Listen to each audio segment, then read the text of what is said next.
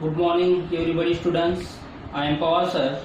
Today we are going to learn Political Science, Standard 9, Lesson first. Lesson name is Post-World War Political Developments.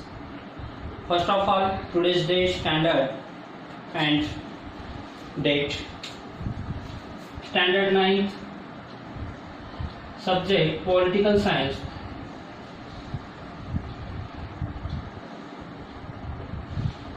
Date 29 July 2020. First lesson name is Post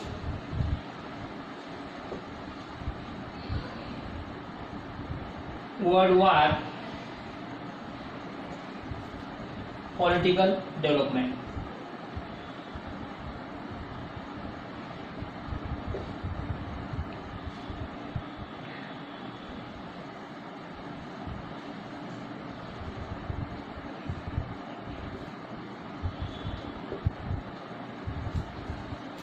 Political development. Okay. Open your page number 61. Do you know?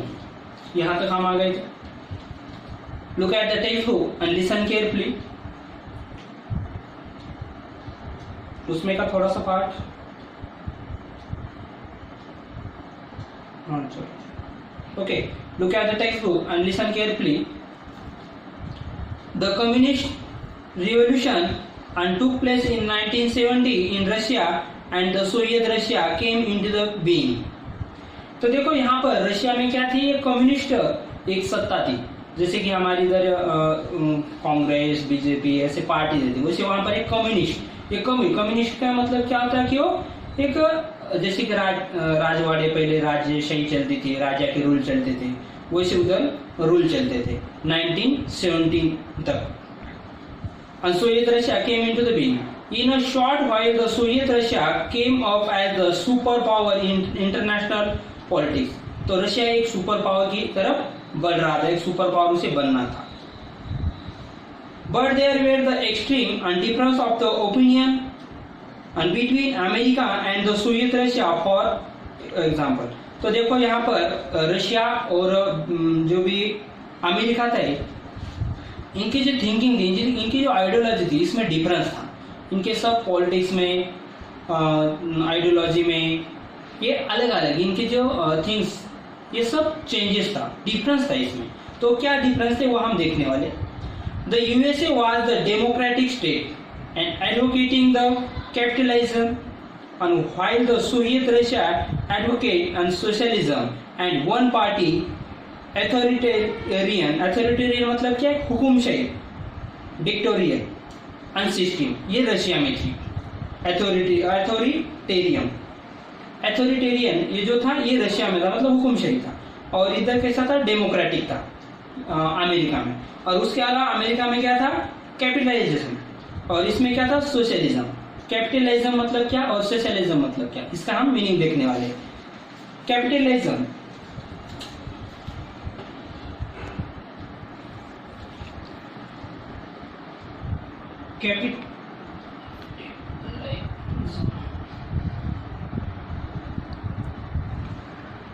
Capitalism और ये था America में. Second है socialism.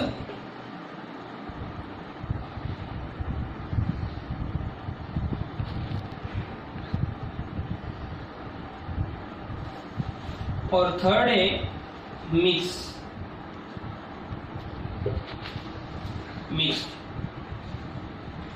अभी पढ़ने वाली. ये capitalism मतलब क्या कि जहां पर सिर्फ प्राइवेट का ही वर्क ज्यादा चलता है, प्राइवेट ही इन्वेस्टमेंट करता है, तो वो कहां पर था, अमेरिका में. और सोशलिज्म मतलब क्या, जहां पर सब रूल, सब जो भी वर्क करना है वो कौन करने वाला, गवर्नमेंट करने वाला. सोशलिज्म वो था रशिया में. और मिक्स जो भी है इकोनॉमिक, वो किसकी, इंडिया की. मतलब यहाँ पर गवर्नमेंट के भी रूल होते हैं और प्राइवेट के भी रूल होते हैं. मतलब प्राइवेट और गवर्नमेंट दोनों मिलकर वहां पर वर्क करते हैं. अमेरिका में कैसा है, सब जो भी कंपनियां है प्राइवेट, वही प्राइवेट कंपनियां बनाना है तो सिर्फ प्राइवेट वाले बनाएंगे, बसेस जो है वो प्राइवेट बनाएंगे, तो ऐसे ये ज्यादा कैपिटलिज्म कहाँ पर है, अमेरिका में, और सोशलिज्म मतलब सिर्फ गवर्नमेंट ही वहां पर सब इन्वेस्टमेंट करने वाला, जो भी उसको डेवलपमेंट करना है वो गवर्नमेंट ही बनाएगा, उसको कहते हैं सोशलिज्म। और मिक्स किसे कहते हैं, जहां पर प्राइवेट और सोशल दोनों मिलकर वर्क करते हैं, वहां पर इन्वेस्टमेंट कर सकते हैं, उसको मिक्स कहते हैं। तो मिक्स कहाँ पर है, इंडिया में। तो ये उनमें डिफरेंस था। System and both the superpower and wanted to the expand their own the dominance, and in the world America wanted to the spread and capitalism while the Soviet Russia want to the spread socialism। तो Russia जो था ये socialism के ऊपर focus करता था और America जो है कैपिटलाइजेशन के ऊपर फोकस करता था। Both countries started and making the efforts to the pull on smaller countries and into their the respective and blocks in order to the increase and their hegemony। तो यहाँ पर देखो स्मॉल जो भी कंट्री थे, जो अभी अभी जैसे जो फ्रीडम हुए थे, इंडिपेंडेंस हुए थे, वो कंट्रीज क्या कर रही थी, उनके ग्रुप हो रहे थे, कोई कंट्री अमेरिका की तरफ जा रही थी, कोई कंट्री रशिया की तरफ जा रही थी।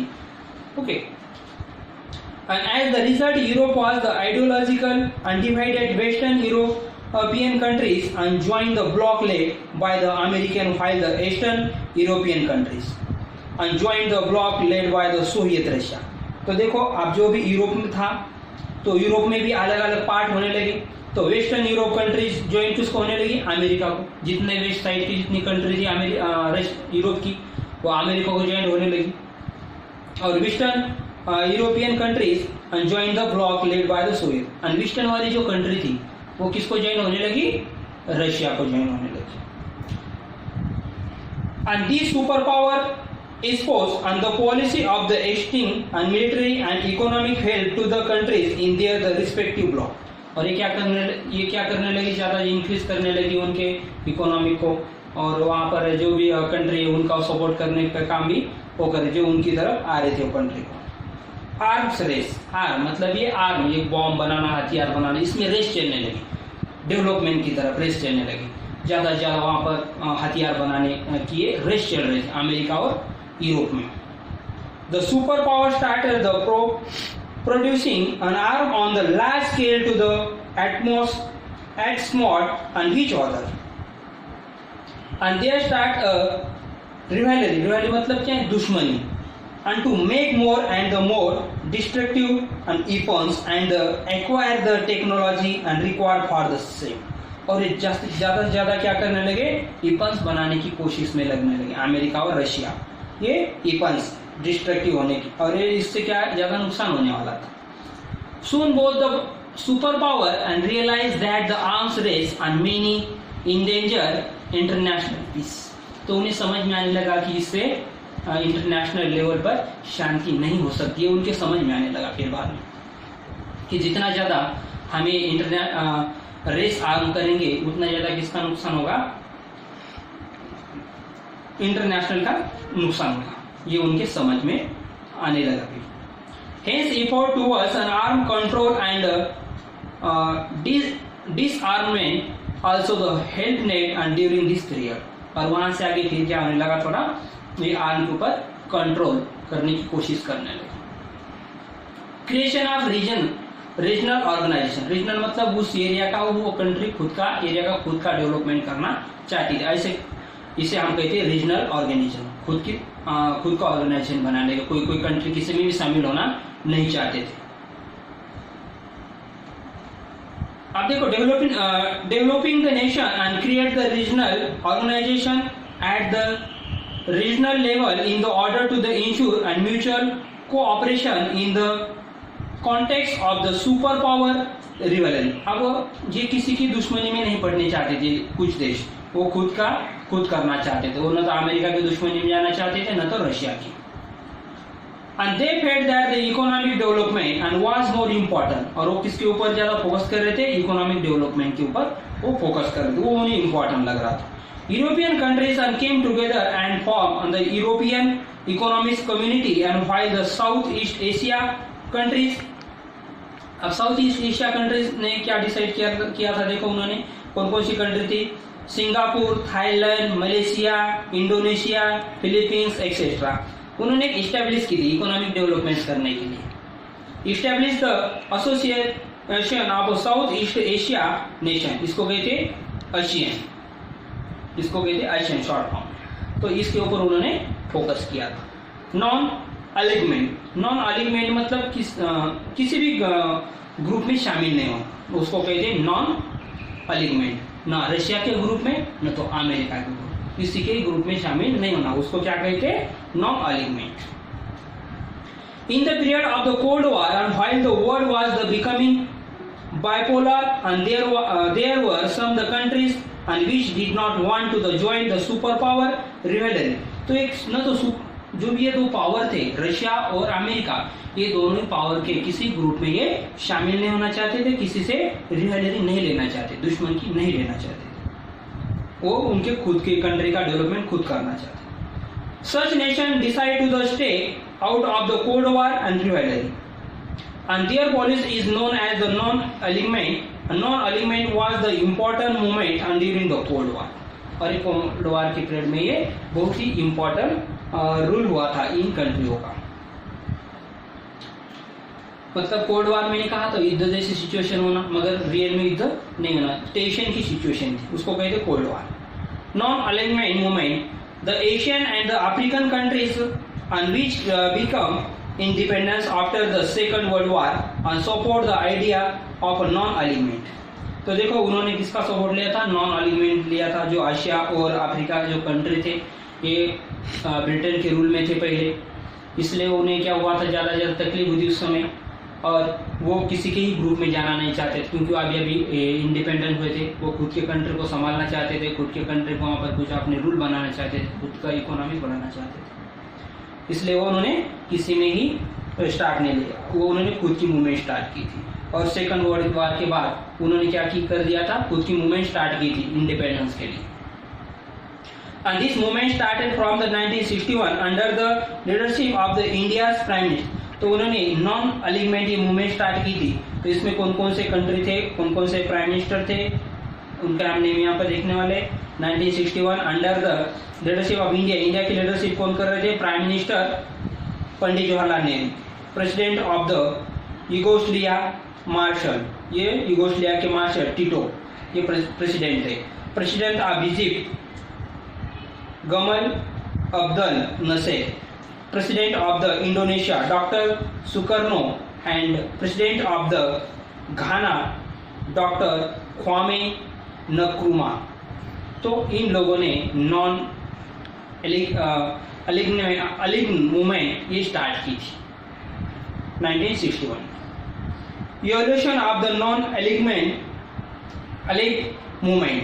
The non-aligned movements and has support the colonialism, imperialism। imperialism मतलब क्या कि दूसरे देश के ऊपर आक्रमण करके उसको जीत हासिल करना और वहां पर खुद का राज बनाना, उसको कहते imperialism, साम्राज्यवाद। एंड रेसिज्म, रेसिज्म मतलब जहां पर काला गोरा हम ऐसा बोलते हैं ना, ब्लैक व्हाइट, तो ऐसा भेदभाव होता था, उसको दूर करना। It has the encourage the revolution of the international dispute by the peaceful means, और ये सब इंटरनेशनल लेवल के ऊपर ये पीसफुल होना चाहिए, शांति होनी चाहिए। India led this movement under the guidance of the Pandit Jawaharlal Nehru, and India continued to the activity support the movements and afterward as well, even after end of the Cold War। Cold War के बाद में उन्होंने क्या किया फिर? The importance of the movements has not reduced। ये movements भी reduce नहीं हुए, वहाँ पर फिर stop हो गए। Do you understand? Today now stop lecture. We will meet next video. Thank you.